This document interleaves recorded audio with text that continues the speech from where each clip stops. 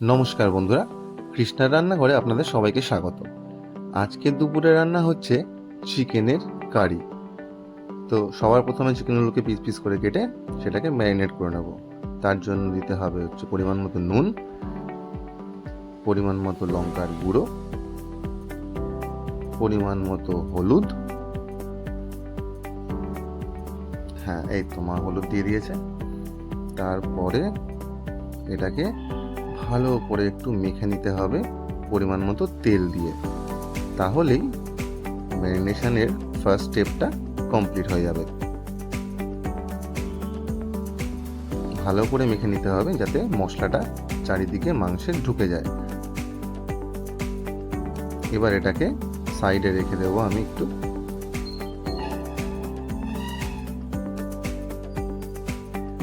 এরপর মা প্রিপেয়ার করবে আদা, রসুন এবং লঙ্কা দিয়ে ম্যারিনেশনের জন্য আদা রসুনের পেস্ট। তো তার জন্য দেখতে পাচ্ছ সবাই যে আদা, রসুন আর লঙ্কা মা দিয়ে দিয়েছে। এবার এটাকে গ্রাইন্ড করে নিতে হবে। গ্রাইন্ড করার পরই চলে আসি আমরা কড়াইয়ে মশলাটাকে কষে নেওয়ার জন্য। কড়াইতে মা দিয়ে দিয়েছে তেল। তেল তো গপগপিয়ে ফুটতে শুরু করে দিয়েছে। তারপরে দিয়ে দিল নুন। আর এই নুনটা দেওয়ার পিছনে কারণ হচ্ছে এরপর তুমি যাই ভাজবে না কেন সেটা পুরোটাই তার মধ্যে নুনটা ঢুকে যাবে। আলাদা করে প্রতিটা জিনিস ভাজার জন্য নুন দিতে হবে না। নুন আর হলুদ দিয়ে দিয়ে মা আলুগুলোকে এবারে ভেজে ফেলবে। ঝোলে দেওয়ার আগে আলুগুলো একটু ভেজে নিলে ঝোলে দেওয়ার সময় একটু কম ফোটালেই চলে বন্ধুরা। আলুগুলো সমস্ত দিয়ে দিয়েছে। এইবারে ভালো করে একটু এটাকে নেড়ে নিতে হবে। নিয়ে চাপা দিয়ে দেবো যাতে আলুগুলো ভালো করে সেদ্ধ হয়ে যায়। খানিকক্ষণ ভাজার পর আবার ঢাকনা তুলে নিয়ে আরেকটু নেড়ে দিতে হবে যাতে অপর দিকগুলো আবার লাল লাল হয়ে যায়, যাতে দুটো দিকই সমানভাবে ভাজা হতে পারে। এরপর আলুগুলোকে কিছুক্ষণ পরে তুলে নিতে হবে, নিয়ে সাইডে রেখে দেবো। আর তারপরেই মা চলে যাবে পরের প্রিপারেশানে। দিয়ে দিল গোটা জিরে আর একটু তেজপাতা ফোড়ন দিয়ে এবার এটাকে একটুখানি নেড়ে নিতে হবে। মনে রাখবে জিরেটা যেন পুড়ে না যায়, তার জন্য আঁচটা কিন্তু কমিয়ে রাখতে হবে। কিছুক্ষণ ভাজা হয়ে গেলেই দিয়ে দেবে ওর মধ্যে পেঁয়াজ। একটু বেশি করেই পেঁয়াজ দিতে হবে বন্ধুরা, যাতে গ্রেভিটা অনেকটা ঠিক হয়। পেঁয়াজগুলো কুচো কুচো করে কেটে নিতে হবে যাতে পুরোটাই মিশে যেতে পারে আর তোমাদের মুখে একটু মনে হবে না যে পেঁয়াজগুলো গোটা গোটা রয়েছে। ভালো করে নেড়ে নিতে হবে এটাকে। পেঁয়াজগুলো একটু ব্রাউন হয়ে আসার আগেই এটাকে ঢেকে দিতে হবে, তাহলেই পেঁয়াজগুলো সেদ্ধ হয়ে যাবে পুরোটাই। তোমাদের বেশিক্ষণ সময় লাগবে না। একটু ব্রাউন হয়ে গেছে পেঁয়াজগুলো, মা একটু নেড়ে দিল আবার যাতে পেঁয়াজগুলো পুড়ে না যায়। কিছুটা ব্রাউন হয়ে যাওয়ার পরই এর মধ্যে কিন্তু আমাদের টমেটো দিয়ে দিতে হবে। টমেটো দিলেই দেখবে তারপরেই দিয়ে দিতে হবে হচ্ছে আদা রসুনের পেস্ট। আর টমেটোটা আগে দিলেই টমেটোটা দেখবে গাইস জল ছাড়তে শুরু করে দিয়েছে, তাহলে মশলাগুলো আর পুড়বে না, এই জন্য তারপরেই মশলাটা দেওয়া হলো। এবার এটাকে ভালো করে একটু নেড়ে নিতে হবে।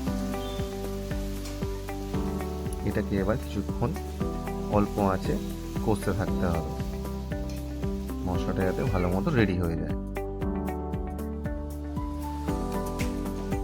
এটা করার সময় কিন্তু বন্ধুরা গ্যাসটাকে কিন্তু কম আঁচে রাখতে হবে। দেখতে পাচ্ছ কিরকম জল ছেড়ে দিচ্ছে আস্তে আস্তে রসুন পেঁয়াজের জন্য আর টমেটোর জন্য। এইবারে আস্তে আস্তে গ্যাসটাকে একটুখানি কমিয়ে দিতে হবে, তা নাহলে কিন্তু এরকম নিচে লেগে যেতে পারে। বা সঙ্গে সঙ্গে গ্যাসটা হয়তো কমিয়ে দিয়েছে। এবার ভালো করে এটাকে নেড়ে নিতে হবে। এরপর গুঁড়ো মশলার পালা চলে এসেছে। হলুদ অল্প পরিমাণ,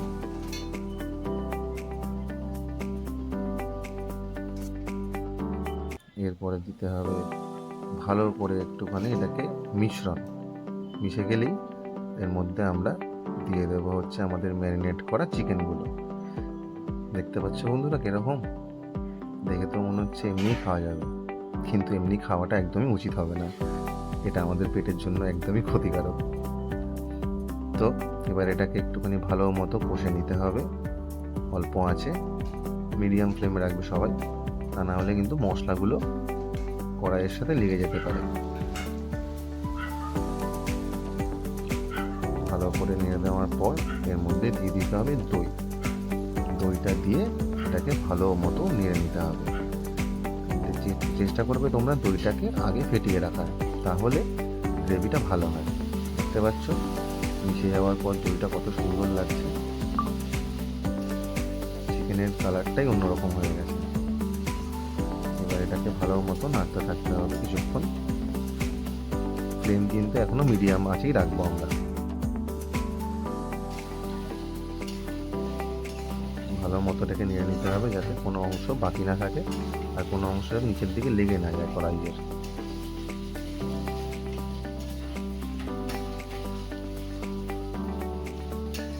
জিভে কিন্তু জল চলে আসার মতো বললো বন্ধুরা,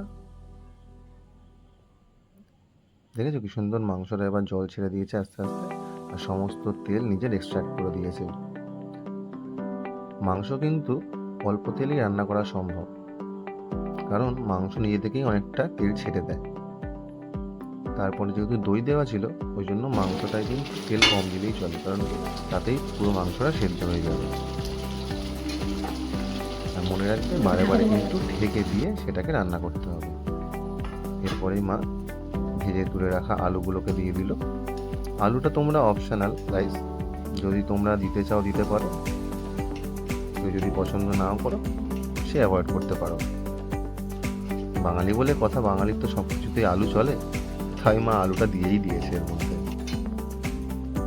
দেখতেই পাচ্ছ অল্প নিচে লেগে গেছিল, তাই জন্য সেটাকে ভালো করে তুলে দিতে হবে। এরপরে মা একটু দিয়ে দিল হচ্ছে কালো মরিচের গুঁড়ো, এটাও অপশনাল গাইস, তোমরা চাইলে কাশ্মীরি লঙ্কার গুঁড়ো দিতে পারো। তারপরে অন্যদিকে ফুটিয়ে রাখা জলটাকে এর মধ্যে দিয়ে দেওয়া হলো।